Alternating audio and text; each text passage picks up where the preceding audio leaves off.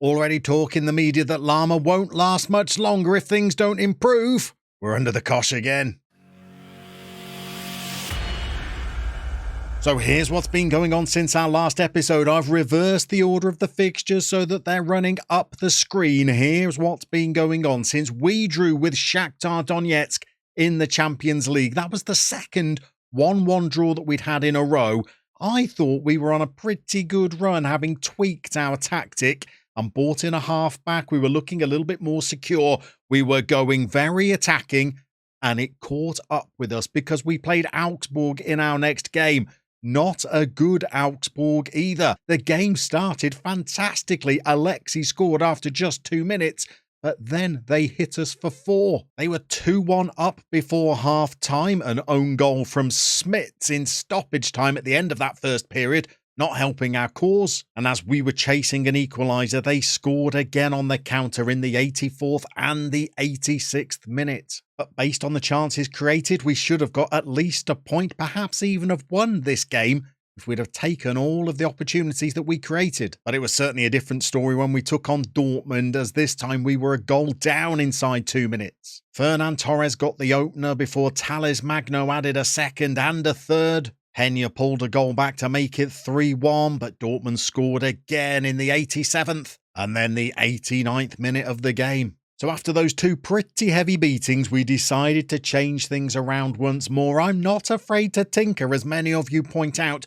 when I don't feel things are performing as well as they can. So we've changed the shape and we've changed the mentality and some of the team instructions as well. Now we're playing a back 3. The halfback has settled back into defence. Does that mean that we are playing a 5'6" centre half?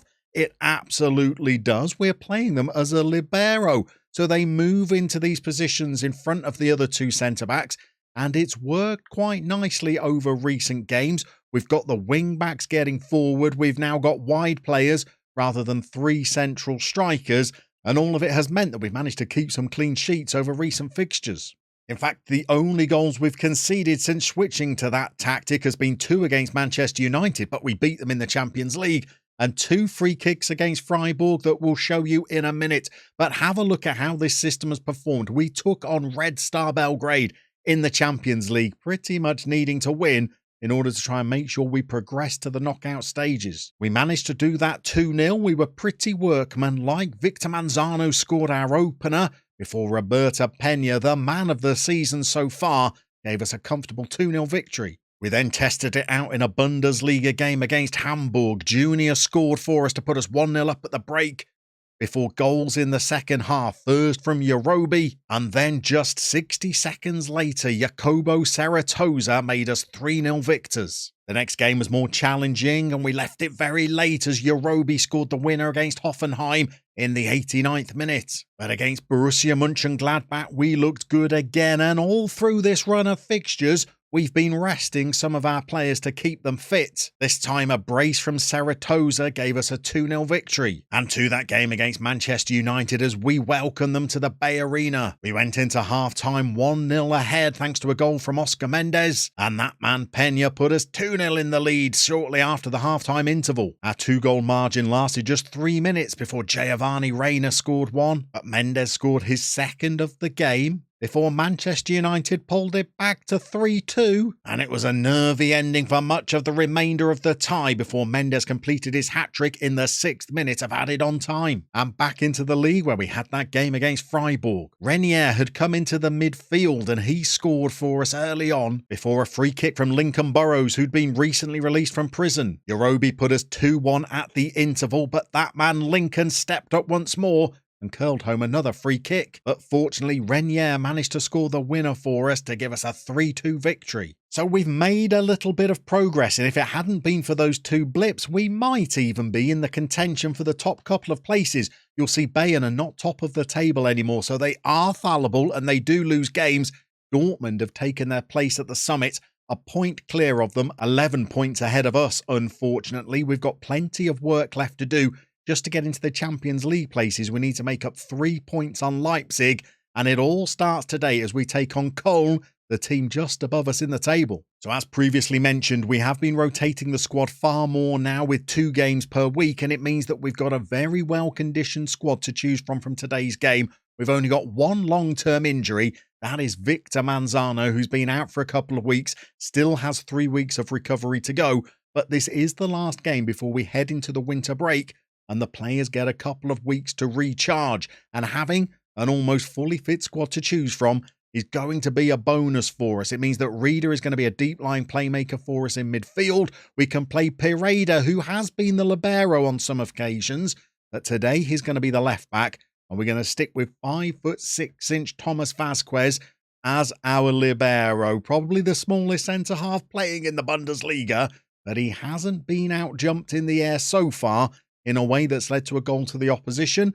So hopefully we'll be able to get away with it today. Let's check out how tough Köln are going to be in the scout report. Köln were tipped to finish 8th in the Bundesliga this season, but are currently performing a little better in 5th place in the table. Manager Sandro Schwarz has been in charge for 10 months, having left Union Berlin, and they look well placed to finish higher than last season's 14th. A win for either team could lift them into the Champions League places as Leverkusen take on Köln. It's a big game today, 4th place taking on 5th, but even more significantly, we've not been able to show you a win since we took over at Leverkusen. Neither have we been able to settle on a system that's worked long term. Whatever we've used has managed to bring us a couple of victories, and then we've had to ditch it in favour of a different tactic. However, we've managed to get ourselves an early goal in this game. It's come from a set piece. So we sling the ball into the near post, and it's Renier who's really come to the form over the last month or so. He was starting to get a little bit squiffy about his lack of game time. He's a world-class player, but he wasn't in our starting 11 originally. But as we've started to rotate more and we've had a couple of midfield injuries, he's come in, and I think that's his 3rd goal in the last, game and 18 minutes. And we come forward again. Mendes feeds the ball. I think that was to Diaby, another player who'd not been getting a lot of game time, but now we've switched to wingers. He's come in and got more involved. He's not played great. We'd like to see a little more from them, and he goes close on that occasion. Now Köln have got a corner. We head it clear. Renier manages to get it forward, and we've got a centre-half on the halfway line looking to break. He's 5'6". It's the best place for him. Mendes goes clear. He has a little shot, but Ramazan, the Köln keeper, is equal to it, and it's corner time again. Peña this time rises at the near post. It's all action. We're 1-0 up. Speaking of Diaby, we've only got a couple of minutes to the break, but we've had to substitute him because he picked up a knock. We've brought on Abel in his place. Peña has slotted into an empty net. I think he's got to have been offside to have been in that much space. And indeed, the goal is disallowed. Unlucky. Would have been great to have got a second goal before we went into half-time. You can see he has moved far too early. We strike the post. Maybe that effort should have gone in, but Peña is offside for the rebound. Still, it's a good performance. We've restricted to Köln to just 1 effort on target. We'll tell the boys they're doing well, not to get complacent. By bringing Abel on for Diaby, we've already made 1 change. We might make our next one on around 70 minutes. You'll see that Leipzig must be winning in their game because even though we're in the lead, we haven't moved into those Champions League places. But we are at least climbing the table, for now at least, because a 1-0 lead is a narrow margin, and it's Köln that have got the ball now. They've played it into midfield. We've closed down well. Reeder's won the ball. Now we've got it out wide to Mendes. He was playing as a striker earlier in the season. Now he's out wide, and there was a chance, a shout, I think, of a penalty. Instead, it was a very good challenge, and now Köln come forward once more. Smits plays it all the way back to the keeper. They're getting closed down hard there, but they've managed to play their way out. And now we've gone forward and we got the ball to Peña, the danger man. He links play. He's going to get onto this. The 6'5" striker rifles home an effort from the edge of the box. I thought he was way too far out to take on the shot, but he doesn't listen to his manager. Instead, he has lashed one past the keeper. He's involved in the build-up. He plays the ball to Renier. It's not a great ball through, but he hits that one like his foot is a traction engine. A third goal, and I think we could really take charge of this game. We're playing through the midfield again. We come forward. Here is our right back, Cardoso. He's played it to Reader, who's been involved in a lot of our build-up play as the deep line playmaker. And now we've got the ball through again, and there's a free kick on the edge of the box. Their player's already been booked. I think we're waving goodbye to him. But can we step up and score from the free kick? We've had a lot scored against us this season. It would be great to take one of these opportunities ourselves. And Reader was listening because left-footed, he's curled it around the wall into the corner of the goal. And we've not shown you a victory as Leverkusen boss so far, but I think we're going to correct that today because we're 3-0 up already. We're at least set for a point, I feel, but I think we could also bring on some subs. The player that seems to be struggling for fitness the most is over on the right wing, where Mendes really is beginning to run out of steam. But we do have a good replacement on the bench in the form of Yorobi, who is not going to play as a winger, I don't fancy, because he's very left-footed. So instead, I think we might tweak this and allow him to be an inverted winger, but really getting forward into the box whenever the opportunity arises. We've got about 25 minutes left of the game, 3-0 up. It should be pretty comfortable. I'll have a little look for the Leipzig result. Are they in action today?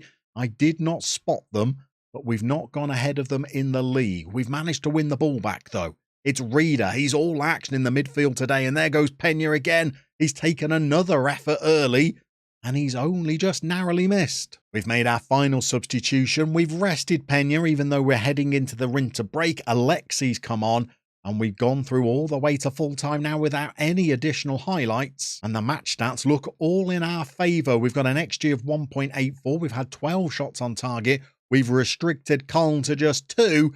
I think this new system is working pretty well. Just behind my head, you can just about see that RB Leipzig have won their game 3-0. They were taking on VAUGSBURG, so we've not made up any ground on them, but we've stretched a lead over Köln now, 3 points clear of them, and we have Mainz in third, very much in our sights. And perhaps more importantly, we've kept our winning streak alive. We're into the knockout stages of the Champions League, and we've kept another clean sheet using our new system. We are still very much alive and kicking despite what the media might be speculating.